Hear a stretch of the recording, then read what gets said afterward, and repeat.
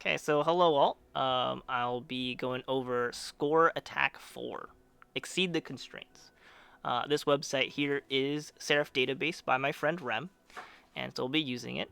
As you can see, if we click Score Attack Details, and we can go through the different tabs, we can kind of see what kind of stats and everything that the boss has. So under Battle, we can see how much DP we have to go through, how much HP we have to go through, how much destruction rate they have. In this case, it's 500%. So racking up that destruction rate during HP will be very key for extremely high amounts of damage. Resistance-wise, 50%.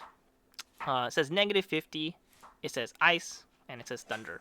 That means ice and thunder will be the weakness of this boss.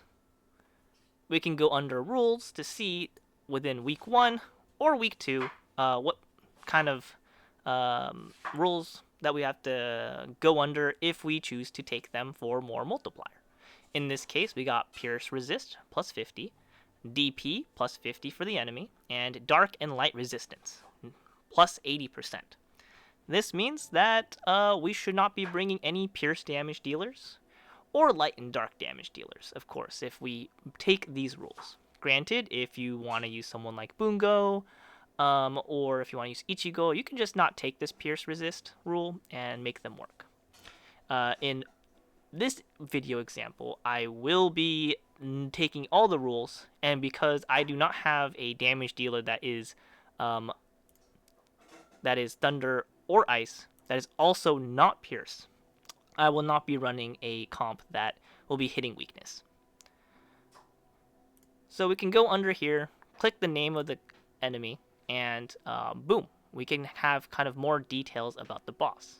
We can click attack pattern, and we can see what the boss does and build a team around it. The first 2 turns, if you noticed, they will do a single target hit on the lowest DP target. So that means if your Union S has the lowest DP, well, she's going to be hit 2 turns straight. We have an AoE, and that AoE also has a really, really annoying confusion. We also have a heal at turn 5, which usually would mark a very scary thing called healing when they're in HP, which means that they'll gain another DP bar again. But this boss is thankfully very, very nice and will not do that. Just note that while you're in DP mode, this heal gives you some breathing room, while in HP, there is 0 breathing room. So just make sure you understand that before you dive into this boss. So things to look out for. We have, single target on the lowest DP, AoE that has confusion, and then just this random AoE that just deals some amount of damage. For on my project, Nanase notes, we can go to form a team, and it can tell you kind of break down what you want to bring to a team. Granted, if you're going to be running an elemental team, you should be looking on the different elements down here. To form a team, our top priorities are a support that provides crit rate, support that provides hit count, and a support that provides large skill enhance. Mine's Eye is a buff for hitting weakness, and we're not hitting weakness, so we can widely ignore this one. I'm lucky enough to have Seika 2 and to have Union 1, so those 2 alone will fulfill everything in the top priority for my team. High priority wise is crit damage and fragile. However, fragile is only being used against enemies that I'm hitting weakness on, and clearly I'm not hitting weakness on this one either. So crit damage is the only one that matters. Seika 2 will provide that. So now I have 2 units who can provide all my high and top priority buffs and debuffs. In this case, it looks like they're all just buffs. Mid priority wise, we have defense down. Since we're only fighting single target, we should only look on the single target side. And Union can provide that. However, sadly, if I'm running S Union, which I will be in this comp, I cannot run her as a defense down because she just doesn't have enough defense down. SP to provide the defense down. Isuzu, on the other hand, will be able to do that for me. I could have ran Miko or Megu S and gotten the same result. Now I have 2 slots left since I now have Yunyun, I have Isuzu on my team, and I also have Seika 2. And I actually have three parts of my team. So I look down here and I realize that I will want some AoE cover, and I'm lucky enough to have Aoi, so she'll be on the team. My damage dealer, I just wanted to be random and I picked Chiroru SS. Now, I know this is Chiroru A, but she will provide a provoke for the team. Since she's able to kind of like ease off the lowest DP target skill onto her rather than my Union.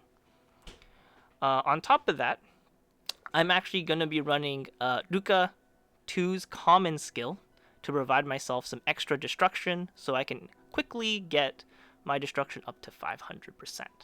So that's kind of how my team breakdown is. So off to my run here as I start off. As you can see, we have Ruka, who's going to be having that common skill that provides extra destruction. We have Isuzu. She has basically like no Memoria board upgrade. I don't really need anything from her, so we're just not going to bring anything for her, right? We have Yunyun S, because everyone here is limit break 0, so they'll need the SP to go around. And since these 3 kind of need their SP early, they will be starting off in the back to make use of Union's plus 1 SP in the back. So we can start.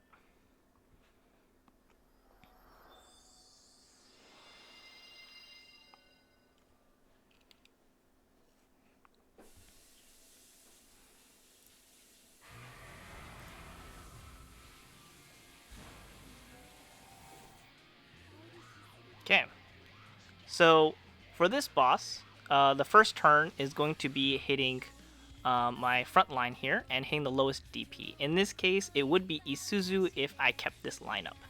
I don't really want any of these girls to be hit, so Chiroru is going to be using her provoke.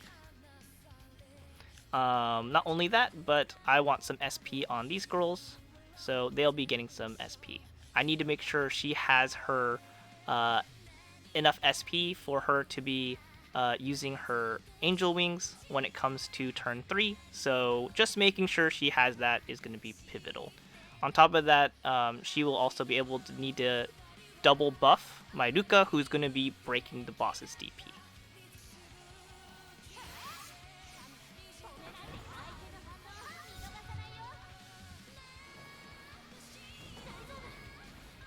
Okay, so this turn, I will just be buffing up my my Ruka. She's going to be breaking the boss. And we'll do the same for my Seika 2 here.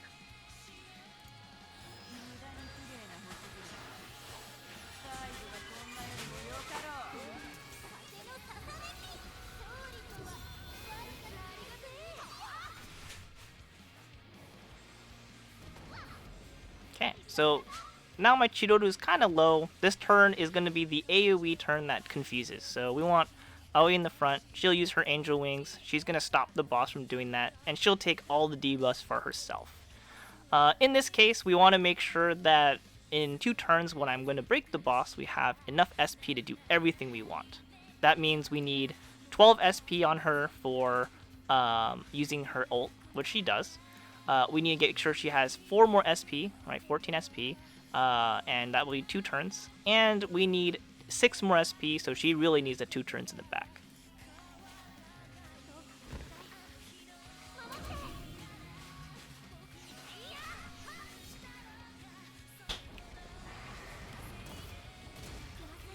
Okay.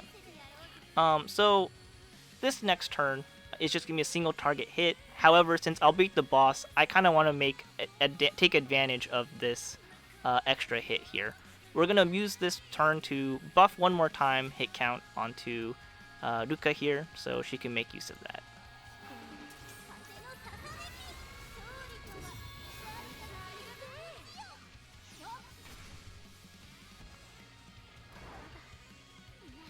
Okay, so this is the turn to break. we want to make sure she's in the front. She'll use her ult. We want to make sure the ult will for sure crit. And we have a defense down on top of that. So it'll ensure that the DP is broken here.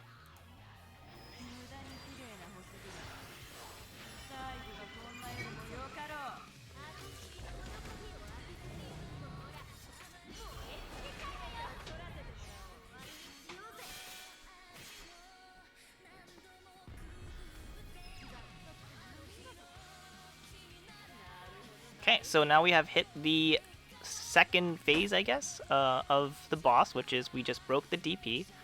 And the boss on the first turn will hit someone who has the lowest amount of DP.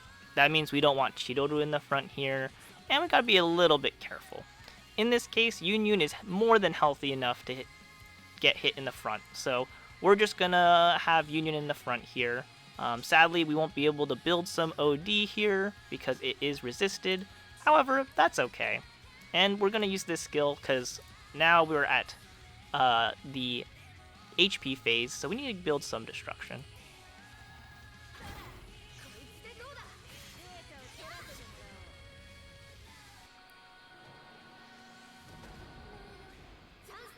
Okay, so this next turn, we're going to need to use some Angel Wings, since we got to make sure that they are more than healthy.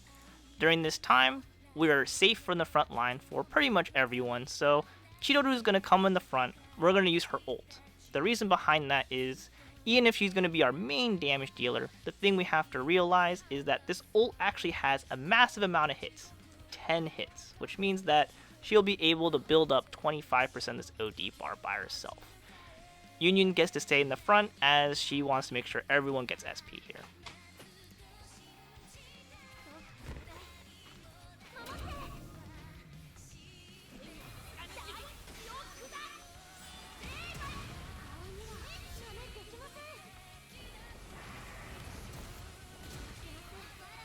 Okay, so this next turn, the boss will be hitting the lowest DP again. In this case, Yun can still take a hit and not be broken. So we're going to abuse that fact, and we'll have her take a little bit of a beating.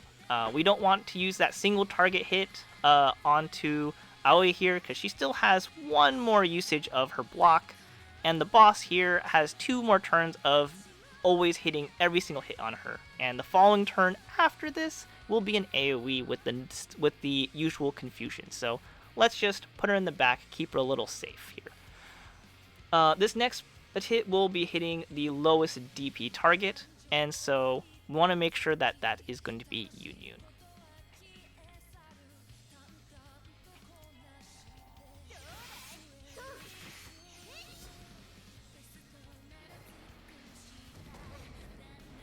Okay, so as you saw, Yun did not break. We'll be bringing back Aoi to the front, as she can kind of make use of this here, and we'll just bring Chidori to the front since we don't really exactly need her to have SP. Everyone kind of also needs more SP. The other one who can make use of this is also Isuzu here, since I kind of really don't need her to use her skills as well, so maybe I'll just put her in the front, because why not?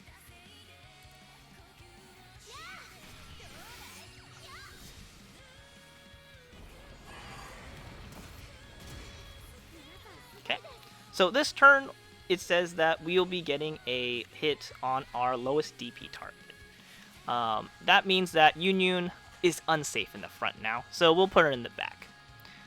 In this case, we can see clearly that Aoi can stay here and she will not be hit. She will be hit, and it's okay. She can probably survive that. Isuzu's safe from this single target hit, and she's the only one who needs to stay safe. Or we could also put Ruka here, and it wouldn't make too much of a difference. So kind of like pick and choose who you want to. If you just want to build a little bit more OD, this is acceptable too. As you can see, the DP, she is the lowest here. So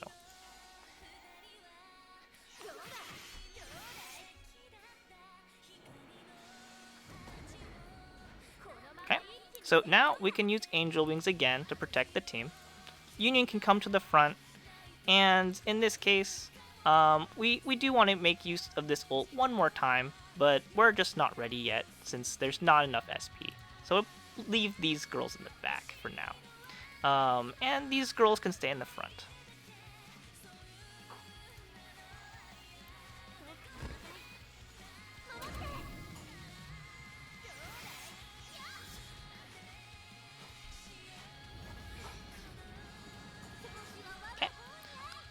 So what do we do now is Chidoru needs to go to the front. The reason behind that is we want to make sure we can get this ult off.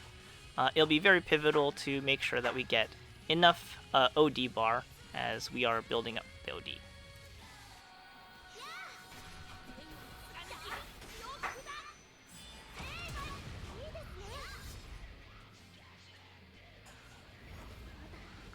Okay.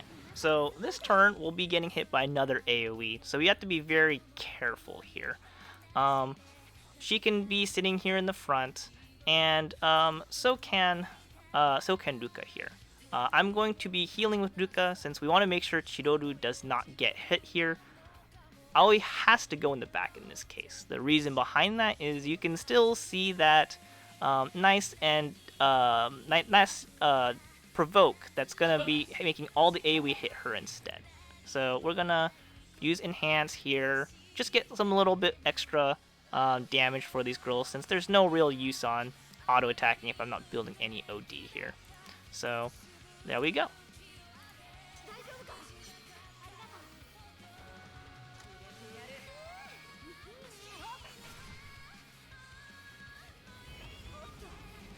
Okay. We're about to hit OD3, but we're not done yet. So the next hit is going to be on our lowest DP target.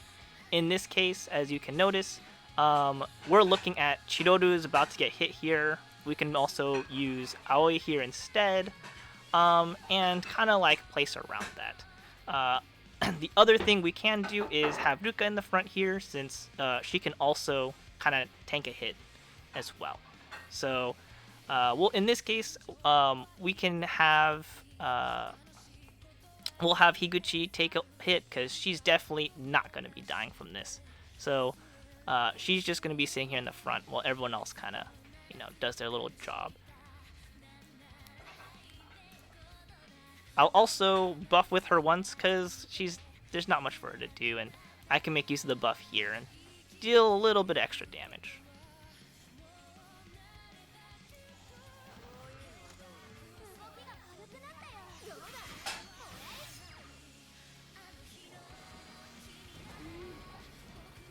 Okay, so our setup is mostly done, and we have OD3. So we're going to make use of our OD3 here, and we're going to pop OD. As we're nearly 500%, we'll be able to hit it with a couple of this high devastation, noble edge, and we just got to get our buffs onto Chidori now. So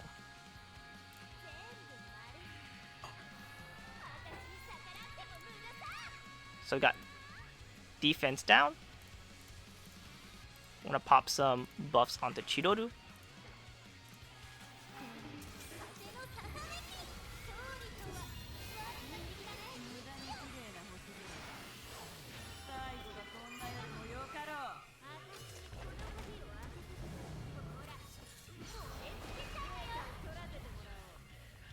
Okay, we're gonna buff one more time with debuff with Isuzu here. And then we probably want Ruka to come up front. And she's going to be using, in this case, we'll be using her ult here. Just so then we can rack a little bit extra damage since we have our double defense down. She has her double enhance. We want to take advantage of that.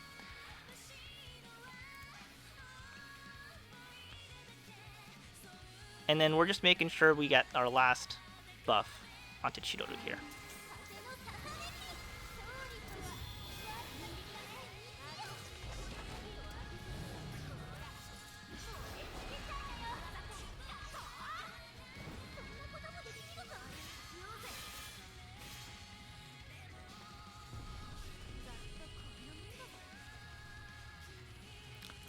Now, Isuzu is not needed. We don't need any more debuffs. We're just going to use our Noble Edge get a little bit more devastation up, and get our final buff in. Top of that, since we have no use, we can just get a little bit more devastation with this Blade of Wulong.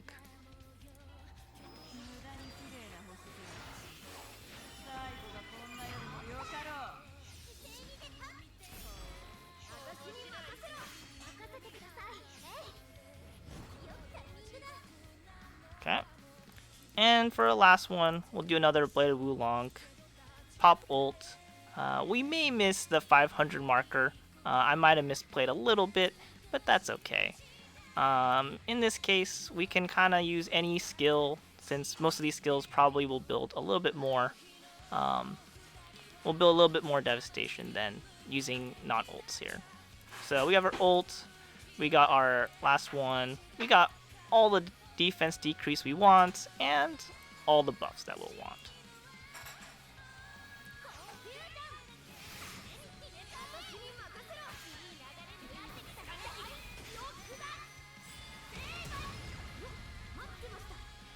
Unfortunately, we did not deal enough damage to kill the boss, but that's okay. We're just gonna pop OD again, and we'll just finish off the D.